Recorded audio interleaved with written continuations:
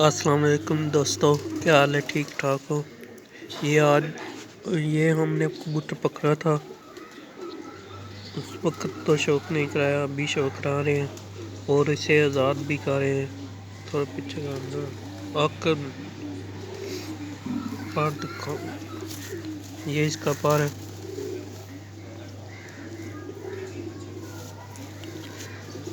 ये दूसरा पार है। ये ऊपर कलर लगा हुआ है इसको, इसके पंजे, ये पंजे इसके। ये कबूतर है, ये कलर है इसका काला चीना। चल छोड़ दे।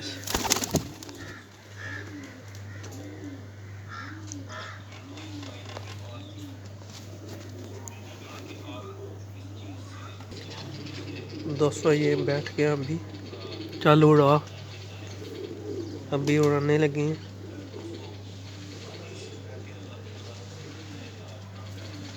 चल जल्दी करो।